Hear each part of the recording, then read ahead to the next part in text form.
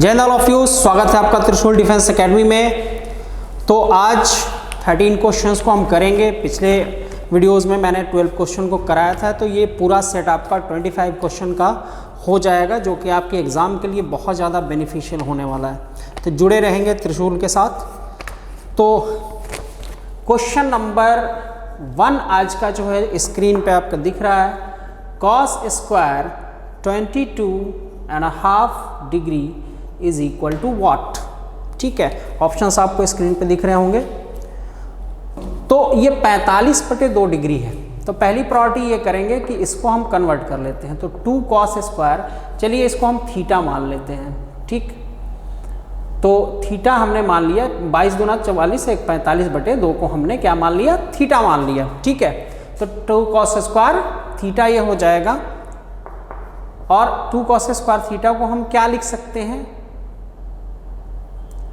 cos 2 theta plus 1 भी तो लिख सकते हैं, क्योंकि cos 2 थीटा क्या होता है, 2 cos स्क्वायर थीटा -1 होता है। और जब ये +1 से कट जाएगा तो ये चीज़ हमें मिल जाएगी। तो cos 2 थीटा +1 हम इसको लिख सकते हैं। तो 1/2, अब ये cos 2 अर्थात थीटा अभी हमने क्या निकाला है, 1 मिनट, cos 2 अभी हमने थीटा क्या निकाला है, 45/2 यहाँ पे निकाला है +1।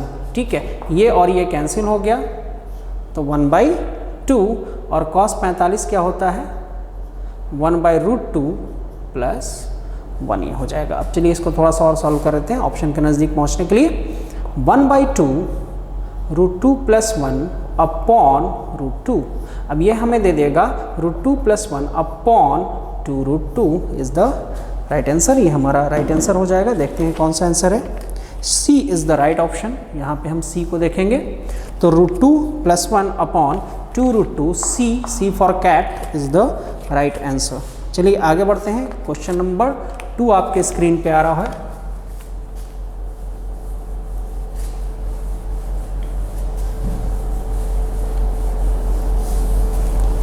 क्वेश्चन नंबर 2 हमें अरेंज करना है। ये डिफरेंशिएशन में भी काम देगा ये वाला अरेंजमेंट। फिलहाल ये इनवर्स का क्वेश्चन है। tan inverse a cos x minus b sin x upon b cos x plus a sin x। ठीक है, ये कितना होगा। चलिए, तो अब क्या है कि tan inverse a cos x minus b sin x।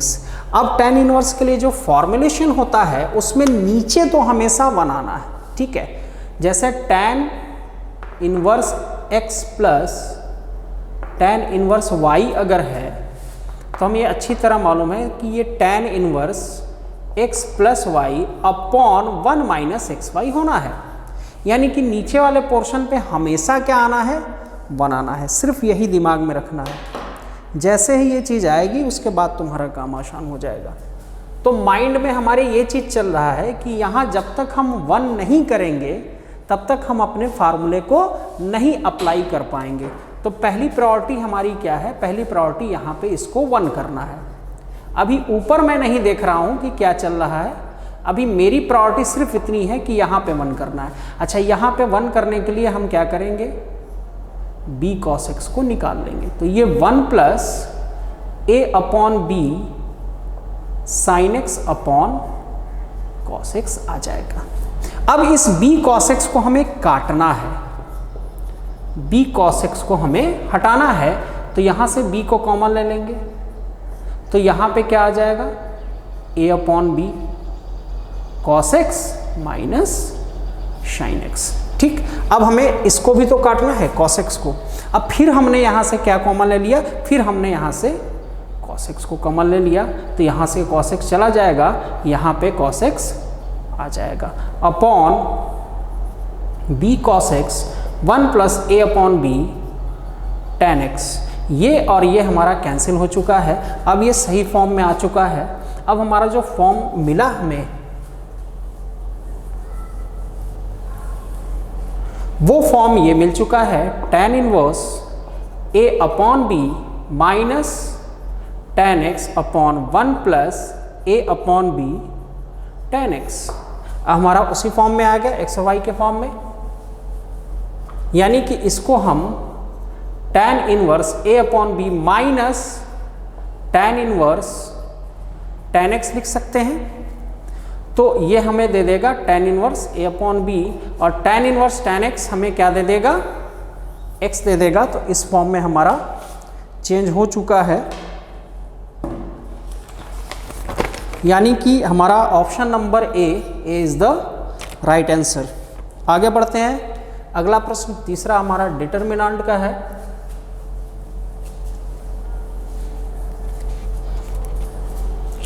Question number 3 आपको दिख रहा होगा स्क्रीन पे। 1 plus A 1 1 1 1 plus A 1 1 1 1 plus A we have to solve. बहुत आसान सा काम है। तो इसमें हमने क्या किया कि तीनों को जोड़ दिया। तो 3 प्लस ए और 3 प्लस ए तीनों को जोड़ दिया हमने। 1 1 प्लस ए 1 1 1 1 प्लस ए हमने क्या किया वो बता दे रहे हैं। कॉलम 1 में क्या किया है, कॉलम प्लस कॉलम 2 और कॉलम 3 तीनों को हमने ऐड कर दिया है। ऐड करके इसको अगर हम कॉमन लेंगे तो 3 प्लस ए आ जाएगा। फिर 1 1 1 1 1 प्लस ए 1 1 1 1 प्लस ए आ गया है। ठीक है, अब 3 प्लस ए ये हो गया 1 1 1। अब इसको इसमें सब्ट्रैक्ट किया तो 0, इसको इसमें सब्ट्रैक्ट किया तो ए, इसको इसमें सब्ट्रैक्ट किया तो 0, इसी को इसमें सब्ट्रैक्ट करेंगे तो 0, इसको सब्ट्रैक्ट करेंगे तो 0, इसको इसमें सब्ट्रैक्ट करेंगे तो ए हमारा हो जाएगा। मैंने क्या किया कि R2 में R1 को सब्ट्रैक्ट किया और R3 में भी R1 को सब्ट्रैक्ट कर दिया। ठीक है, अब ये हमें क्या दे देगा, 3 प्लस ए और ये 1 के साथ हमें क्या दे चुका है, ए स्क्वायर हमें ये दे देगा। तो हम अपने ऑप्शन की तरफ चलते हैं।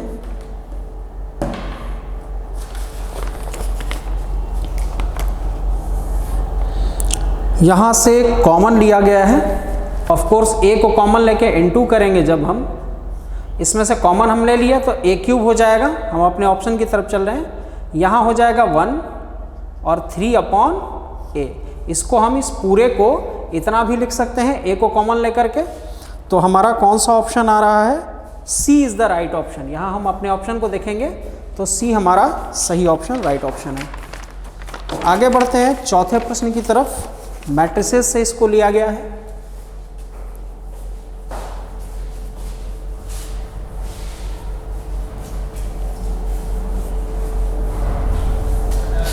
चौथे प्रश्न की ओर रुख करते हैं। चौथा प्रश्न आपको स्क्रीन पे दिख रहा है। यहां एक मैट्रिक्स है।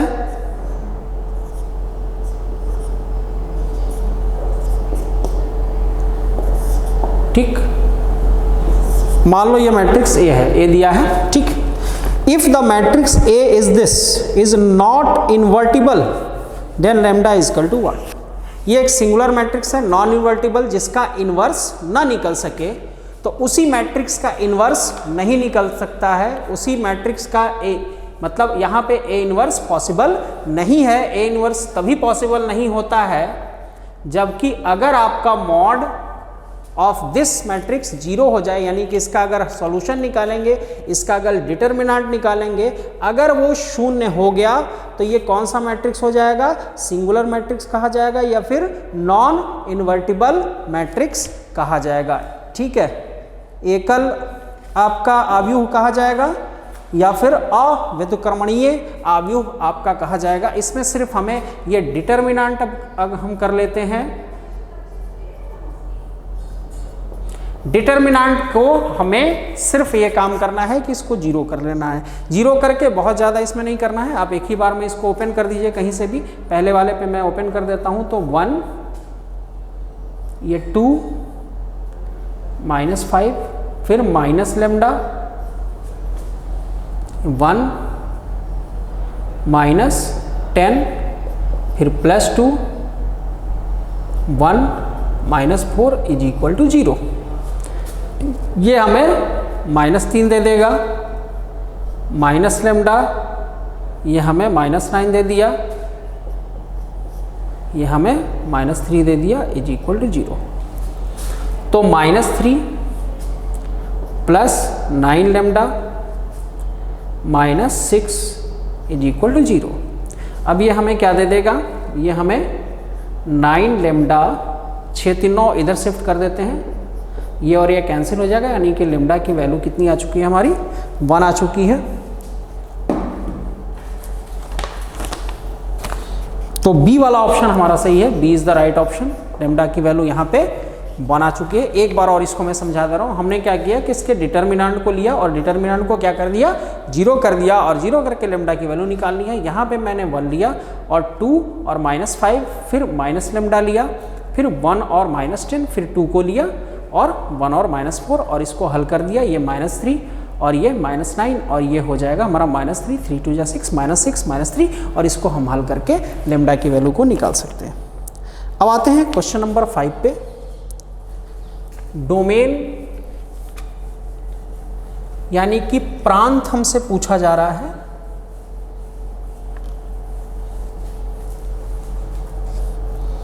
क्वेश्चन नंबर 5 में हमसे डोमेन या फिर प्रांत पूछा जा रहा है। तो डोमेन क्लासेस में बताया गया है, डोमेन वो होता है जहाँ पे एक कोई रियल वैल्यू, मतलब उसके लिए हमें जो भी रेंज मिलेगी वो कैसी मिलनी चाहिए, रियल वैल्यू वाली मिलनी चाहिए। ठीक है, उसको हम पुट जब भी करेंगे तो हमें एक रियल मान मिलना चाहिए, एक वास्तविक वैल्यू हमें मिलनी चाहिए।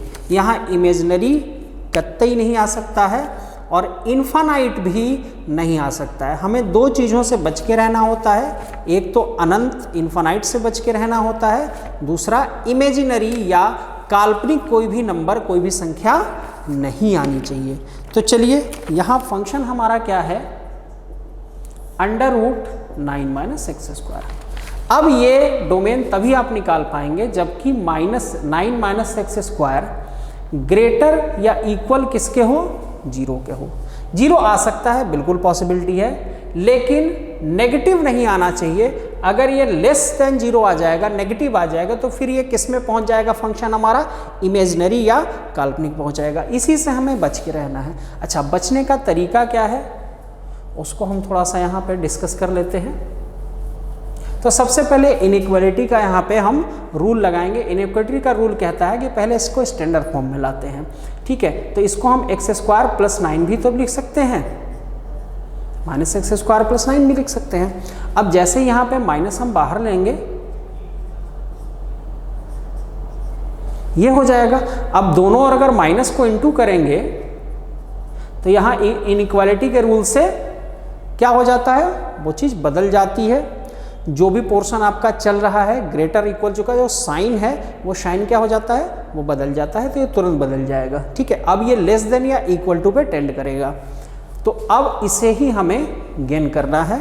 तो हमने क्या करना है कि इसको पहले हल करना है। तो हल करेंगे तो x = 3 आएगा और x = -3 आएगा। यानी कि हम इसको हल करेंगे तो हम कैसे लिखेंगे, हमें x² - 9 को अगर हल करना है तो हम कैसे लिखेंगे, x - 3 और x + 3 लिखेंगे, यही तो लिखेंगे।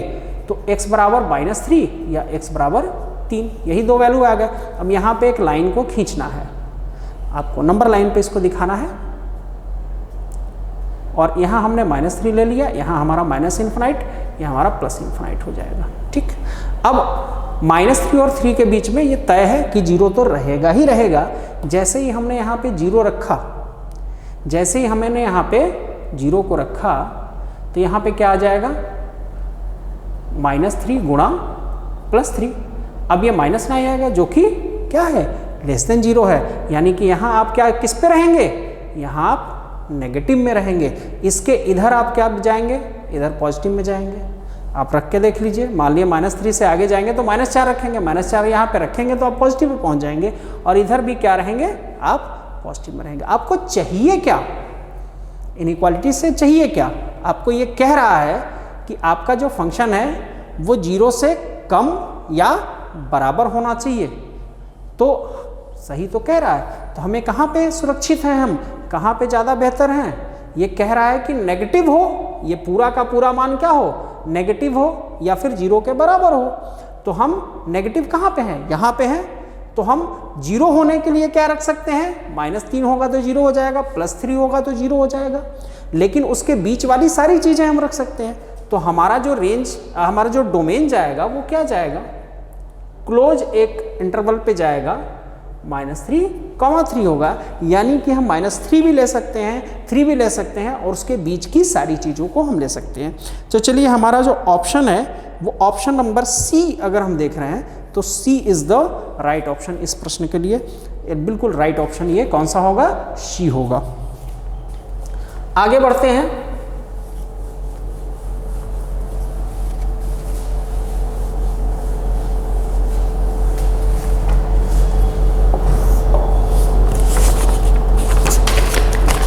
आज का छठा प्रश्न है, स्क्रीन पे आपको दिख रहा है। If alpha beta are roots of, यहां एक क्वाड्रेटिक इक्वेशन दिया हुआ है, इसके रूट्स क्या हैं, अल्फा और बीटा हैं, तो हमें वो क्वाड्रेटिक इक्वेशन बताना है जिसके रूट्स क्या हैं, 2/अल्फा है और 2/बीटा है, वो क्वाड्रेटिक इक्वेशन बताना है। जिसके रूट्स क्या है, 2/अल्फा है या फिर 2/बीटा है। अब आते हैं, यहां से अगर हम देखेंगे तो यहां से अल्फा प्लस बीटा हमें क्या देगा, -b/a फार्मूला होता है, ठीक है। तो -b यहाँ पे क्या हो जाएगा, 1 हो जाएगा, और a यहाँ पे कितना हो जाएगा, 5, ठीक। और अल्फा इंटू बीटा क्या होगा, c/a हो जाएगा, c -2 होगा, ये हमारा 5 हो जाएगा। अब हम इक्वेशन को निकालते हैं, x² माइनस, अब इसको हम जोड़ेंगे पहले, 2/अल्फा 2/बीटा, और यहाँ x होगा प्लस, फिर इनको गुणा करेंगे, alpha into beta is equal to 0। तो x² माइनस ये 2 को हम यहाँ ले लेते हैं, बाहर ले लेते हैं, इसको जब हम हल करेंगे तो अल्फा प्लस बीटा ऊपर आएगा, नीचे आएगा अल्फा इंटू बीटा, ये x हो जाएगा प्लस, ठीक है। सूत्र क्या था हमारा, मूलों का योगफल इंटू x और प्लस मूलों का गुणनफल, ठीक है, multiplication of roots, alpha beta is equal to 0। चलिए अब हमें करना सिर्फ इतना है कि जो वैल्यूज आई हैं उनको हमें रख देना है यहाँ पे, ठीक। तो हमने क्या किया कि यहाँ x² लिया और -2 लिया। अब अल्फा प्लस बीटा हमारा क्या हो जा रहा है, अल्फा प्लस बीटा हमारा 1/5 हो जा रहा है, तो यहाँ 1/5 हमने रख दिया, और अल्फा इंटू बीटा कितना हो रहा है, -2/5 हो रहा है, ठीक है, और ये x हो गया, प्लस 4 अल्फा इंटू बीटा कितना है, अल्फा इंटू बीटा हमारा ये है -2/5 इज इक्वल टू 0। अब चलिए इसको हल करते हैं।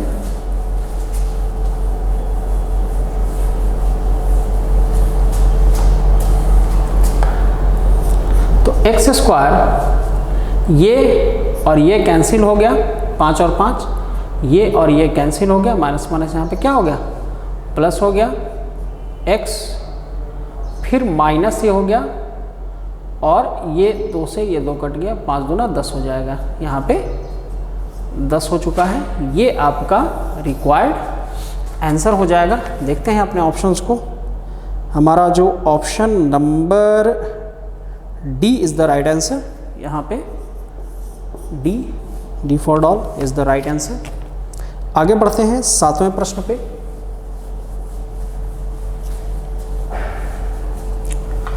हमारा जो आज का 7वां जो प्रश्न है वो कह रहा है कि there are 10 points in a plane. किसी समतल में 10 बिंदु हैं, 10 points in a plane, out of which 4 points are collinear, जिनमें से 4 ऐसे बिंदु हैं जो एक रेखीय हैं। कोलिनियर क्या होता है, देखो एक रेखा में होगा ऐसे, इसी को कोलिनियर या एक रेखीय कहते हैं, ठीक है। तो 10 बिंदु हैं जिनमें से 4 क्या हैं, एक रेखीय हैं, कोलिनियर हैं। The number of lines obtain from the point of this, obtain from meeting of this points, तो इनको मिलाने पर कितनी रेखाओं का निर्माण होगा, कितने लाइंस का निर्माण होगा। तो इसके लिए एक ट्रिकी अप्रोच का फार्मूला बताया था कि हमारे पास कोई प्लेन है और प्लेन में n पॉइंट्स अगर हैं हमारे पास,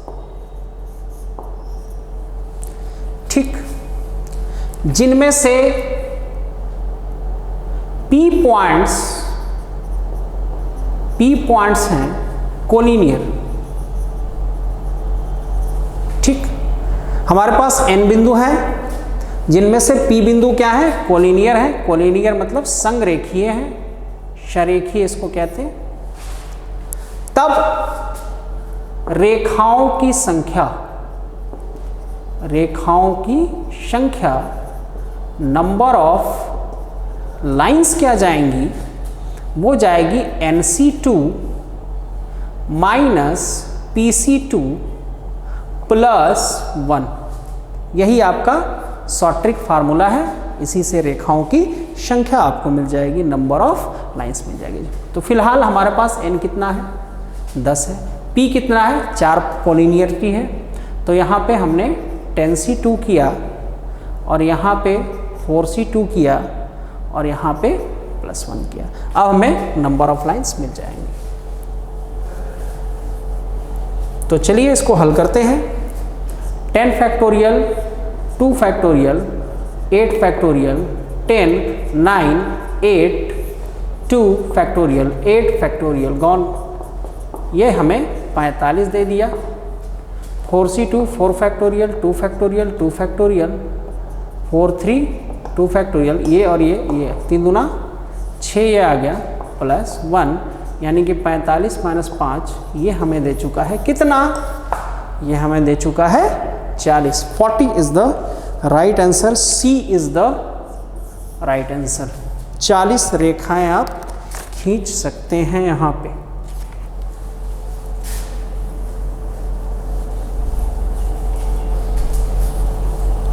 चलिए आगे बढ़ते हैं, 8वें प्रश्न की ओर रुख करते हैं। 8वें प्रश्न में भी सुपर ट्रिक्स मैंने बताया था, उसी सुपर ट्रिक पे चलेंगे।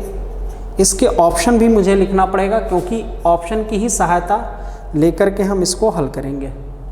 यहाँ n/2 में है और ये Cn है, ऐसे करके कुछ है, ठीक। ऑप्शंस हमारे सामने ये हैं, n 2 पावर n, दूसरा है n 2 पावर n-1, तीसरा है n+1 2 पावर n, और चौथा हमारे पास जो ऑप्शन है वो n-1 2 पावर n है। चलिए इसको ऑप्शन की सहायता से कैसे करना है उसको करेंगे। क्लास में मैं हमेशा बताता हूँ कि लगभग 20 से 30% ऐसे प्रश्न होते हैं आपके एग्ज़ाम में जिनको आप ऑप्शन की सहायता से काफ़ी आसानी से कर सकते हैं। तो इसको हम करते हैं। फिलहाल यहाँ n हिडन था तो हमने यहाँ पे n को लिख दिया, ठीक, वो हिडन लिखा जाता है, हिडन रहता है, तो हमने n को यहाँ पे लगा दिया।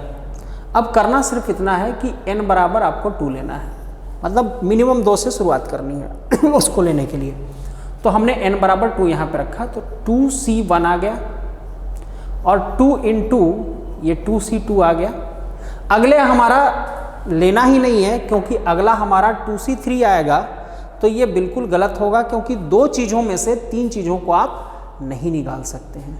कलेक्शन होता है, C का मतलब कलेक्शन। तो आप 2 चीज़ों में से 3 चीज़ों को कैसे कलेक्ट कर सकते हैं? 2 से 2 ही निकल पाएगा मैक्सिमम। 2 चीज़ में से 3 चीज़ कभी आप निकाल नहीं सकते हैं, तो ये गलत है। अब 2C1 हमें दे देगा 2 और 2C2 हमें दे देगा 1, ठीक। अब ये 2 + 2 हमें यहाँ मिल चुका है क्या, 4। तो इसको अगर हम LHS मानते हैं, लेफ्ट हैंड साइड मानते हैं या राइट हैंड साइड कुछ भी मान लेंगे, तो हमारा LHS या RHS कितना आ चुका है, 4 आ चुका है। अब अगर इसको LHS माना है तो ये वाला क्या हो जाएगा, हमारा RHS हो जाएगा। अब इसमें n बराबर 2 रखो, जो ऑप्शन तुम्हें 4 लाकर दे देगा वही का वही राइट ऑप्शन होगा। लेकिन चेक सारे ऑप्शन को करेंगे क्योंकि कभी कभी ऐसा होता है कि 2 ऑप्शंस आपके सही हो जाते हैं, तो चारों ऑप्शन को चेक करेंगे।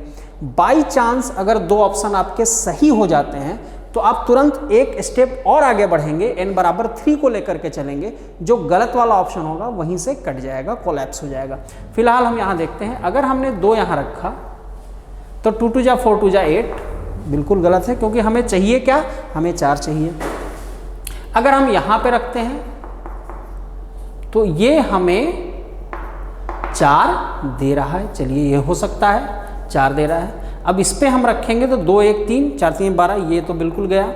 और यहाँ रखेंगे, यहाँ देखो थोड़ा सा, तो 2 - 1 2 2, तो यहाँ 1 × 4, अब ये भी हमें क्या दे रहा है, 4 दे रहा है, ये भी हमें 4 दे रहा है, ये भी 4 दे रहा है। अब यहीं पे प्रॉब्लम आ गई, जैसे ही हमने 2 रखा था हमें चेक करना था कोई एक ही आंसर तो सही होगा, तो फिर हमें कहाँ चलना है, जैसे ही ये नौबत आती है हमें तुरंत चलना है किस पे, 3 पे। जैसे ही 3 हम करेंगे, 3C1 3C2 और 3C3, 3C1 हमें 3 दे देगा और 3C2 भी हमें 3 दे देगा और 3C3 हमें 1 दे देगा। तो ये 3 + 6 + 3 3 3 6 6 12 हमें यहाँ मिला है। अब देखते हैं, 2 ही तो ऑप्शन बचे हैं यहाँ पे, देखते हैं दोनों में से कौन कौन 12 हमें दे रहा है। यहाँ 3 हमने रखा,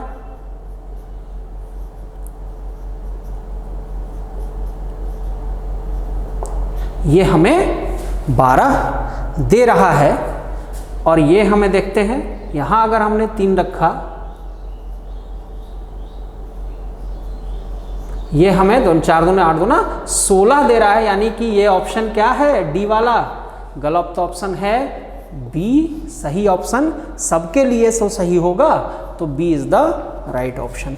तो इस तरह से हम, ये काफ़ी बड़ा सा क्वेश्चन था स्टूडेंट, अगर हम नॉर्मली इसे लगाते तो बहुत बड़ा होता, लेकिन इस शॉर्ट ट्रिक्स पे हम बहुत आसानी से कर सकते हैं। एक बार 2 पे चेक करेंगे सारे ऑप्शन को, कभी कभी कोई एक ही ऑप्शन सही होगा। बाई चांस अगर आपके 2 ऑप्शन सही होते हैं तो आप सीधे सीधे अगले स्टेप पे बढ़ेंगे और फिर उसको कर लेंगे। चलिए आगे बढ़ते हैं।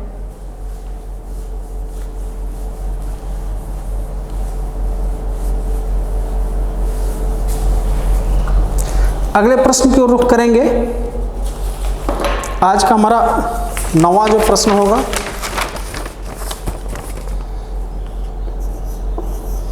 लॉग से मैंने लिया है, लॉग 8 बेस है, x 2/3 है।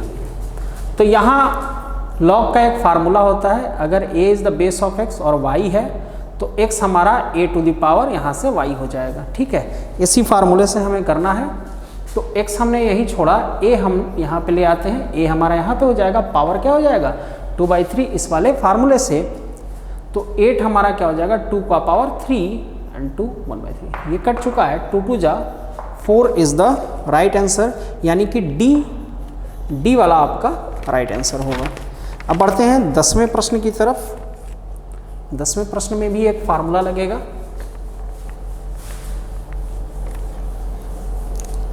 कह रहा है कि the equation of parabola whose focus is -3, 0 and the directrix is this.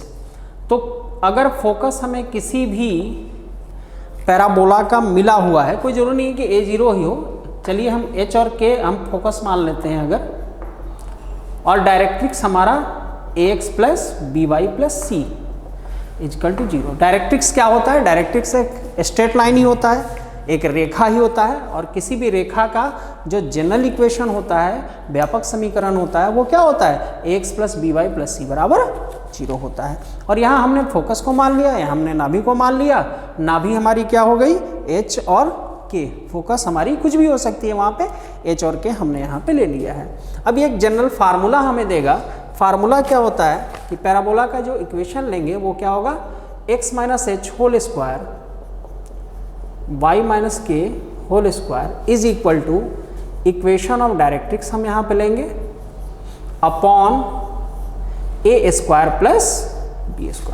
यही इसका जनरल फार्मूला कह लें या फिर शॉर्ट ट्रिक फार्मूला कह लें, इसी पे हमें बनाना है। अब फिलहाल यहाँ पे है क्या क्या चीज़ दिया हुआ उसको देख लेते हैं। तो हमारा फोकस कितना दिया हुआ है -3, 0 दिया हुआ है, और डायरेक्ट्रिक्स का इक्वेशन कितना दिया हुआ है x + 4 = 0। चलिए इस फार्मूले में बैठाते हैं इसको। तो ये x माइनस यहाँ पे प्लस हो जाएगा, तो x + 3 का होल स्क्वायर और y माइनस 0 का होल स्क्वायर, यहाँ के की जगह मैंने 0 रख दिया।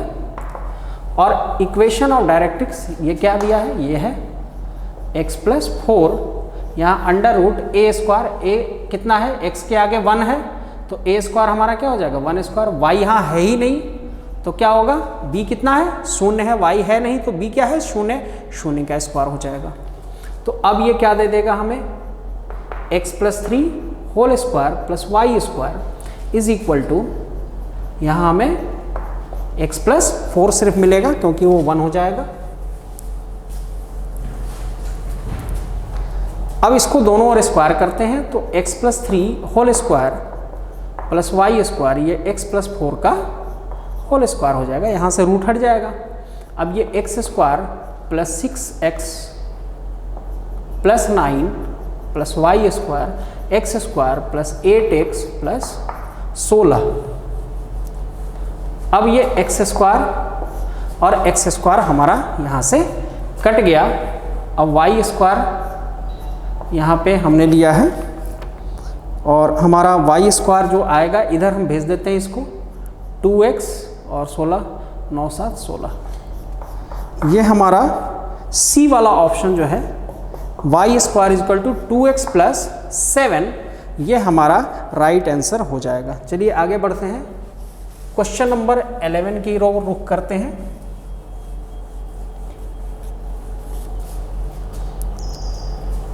क्वेश्चन नंबर 11 कैलकुलस से लिया गया है, 1 minus x square plus under root 1 minus y square equal to a x minus y. तो हमें डी डी एक्स निकालना है, d y by d x इसको करना है। अब इसका फार्मूलेशन मैं बता दे रहा हूँ, इसको करना कैसे है। रूल ये कहता है कि हमें x को क्या लिखना है, साइन अल्फा लिखना है और y को क्या लिखना है, साइन बीटा लिखना है। ठीक है, इससे करोगे बहुत जल्दी बन जाएगा। तो अब यहाँ 1 माइनस साइन स्क्वायर अल्फा और यहाँ 1 माइनस साइन स्क्वायर बीटा और a sine alpha minus sign beta होगा। ठीक है, तो अब minus sine alpha sign beta, यहाँ क्या हो जाएगा, cos alpha cos beta a sine alpha minus sign beta. अब इसको अगर हम हल करेंगे तो ये हमें दे देगा 2 cos alpha plus beta by 2 into cos alpha minus beta by 2, और ये हल करेंगे तो ये हमें 2 cos alpha plus beta by 2 minus sine alpha minus beta by 2। हमने फार्मूले को लगा दिया। अब ये क्या, 2 से 2 कटा, इससे ये पूरा कट जाएगा और जब ये नीचे आएगा तो ये cot alpha minus beta by 2 is equal to A होगा। ठीक,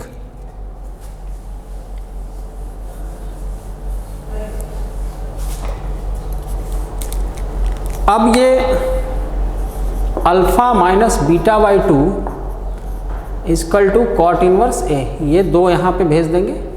अब अल्फा हमने क्या माना था, अल्फा हमने x को साइन अल्फा माना था, तो अल्फा क्या हो जाएगा साइन इनवर्स x, तो यहाँ पे sine inverse x minus sine inverse y, इसको हमने y माना था, और ये 2 कॉट इनवर्स a। अब दोनों ओर डी डी एक्स कर देते हैं, इसका डी डी एक्स करेंगे तो क्या होगा 1 माइनस एक्स स्क्वायर, इसका डी डी एक्स करेंगे तो 1 माइनस वाई स्क्वायर, ये d y by d x is equal to cot inverse A का डी डी एक्स करेंगे तो 0 आएगा, क्योंकि कॉट इनवर्स ए क्या है, कांस्टेंट है, ये स्थिरांक है। अब इसको इधर भेज दिया, 1 upon under root 1 minus x square और 1 upon under root 1 minus y square d y by d x.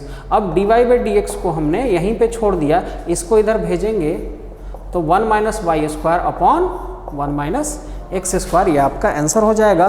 देखते हैं कौन सा ऑप्शन है, ये हमारा है option number C is the right answer. Option number C सही है यहाँ पे। आगे बढ़ते हैं, 12वें प्रश्न की ओर रुख करते हैं। तो 12वां प्रश्न हमारा ये है 1 plus cos x d x, integration का है, तो इसको हम 1 माइनस कॉस एक्स से ऊपर और 1 माइनस कॉस एक्स से नीचे, ऊपर नीचे गुणा कर देंगे। तो ये 1 माइनस कॉस एक्स हो गया अपॉन ये इनटू होगा, तो ये हमें साइन स्क्वायर एक्स दे देगा। 1 माइनस कॉस स्क्वायर एक्स में क्या दे देगा, साइन स्क्वायर एक्स दे देगा।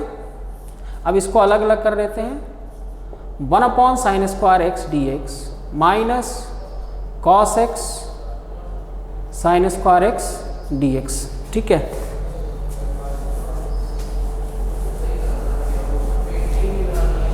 अब ये क्या हो जाएगा,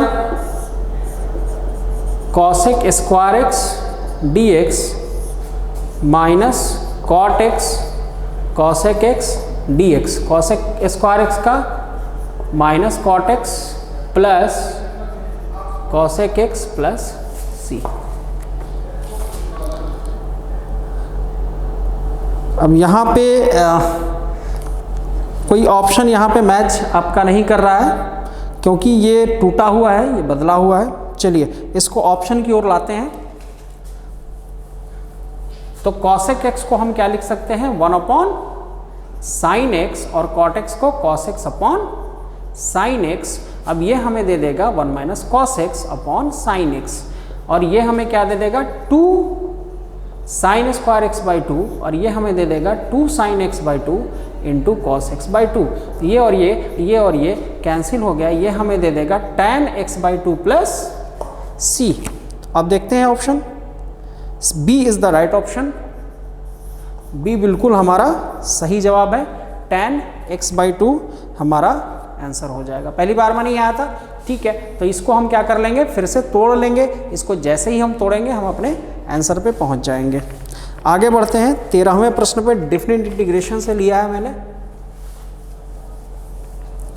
इस प्रश्न का जो जवाब होगा 12वें का B for bat is the right answer.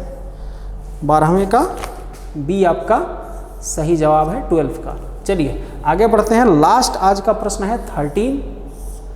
0 से 90 हमें लेना है और इंटीग्रेशन इसका करना है कॉट एक्स का, ठीक है। अब 0 से 90 हमने किया, इसको आई हम मानते हैं। अब इसको थोड़ा सा हम तोड़ेंगे।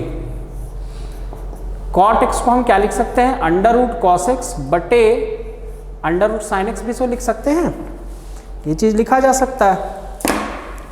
तो आई हमारा हो जाएगा 0 से 90। इसको हम जब सॉल्व करेंगे तो अंडर रूट साइन एक्स ऊपर चला जाएगा, और यहाँ पे under root sine x plus under root cos x d x आपका हो जाएगा, ठीक है। अब यहाँ तो हमें ये चीज़ मिल चुकी है। अब आई हमारा क्या हो जाएगा, यही 90 यहाँ पे रखेंगे हमारे प्रॉपर्टी से। तो 0 से 90 अंडर रूट साइन, यहाँ प्रॉपर्टी से हम यहाँ पे 90 को अगर रखेंगे तो साइन 90 माइनस एक्स होगा upon under root sine 90 minus x होगा plus under root cos 90 minus x होगा डी एक्स, ठीक है। अब इसको जैसे ही हम हल करेंगे 0 से 90 के लिए, ये हमें क्या दे देगा, अंडर रूट कॉस एक्स दे देगा और अंडर रूट कॉस एक्स और plus under root sine x दे देगा। अब इसको और इसको हमें ऐड करना है। जैसे ही हम ऐड करेंगे,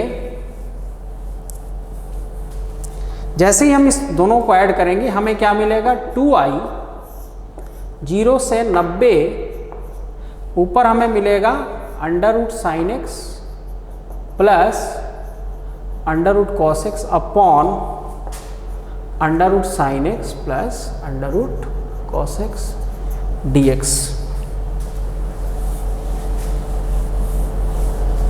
ठीक। ये कैंसिल हो गया, ये x होगा, फिर 0 से 90 होगा, तो ये 90 माइनस 0 हो जाएगा 2i। i हमारा हो जाएगा pi by 4। Pi by 4 is the right answer. देखते हैं B for bat, B for bat, pi by 4 is the right answer. तो चलिए आज के सेशन में इतना ही। हमने 25 क्वेश्चन का एक स्लॉट देख लिया, पिछले बार भी 25 क्वेश्चन का एक सीरीज बनाया था। अभी इस सेट में भी हमने 25 क्वेश्चन को कराया। नेक्स्ट में हम कुछ और क्वेश्चन के साथ आएंगे, तब तक के लिए जय हिंद।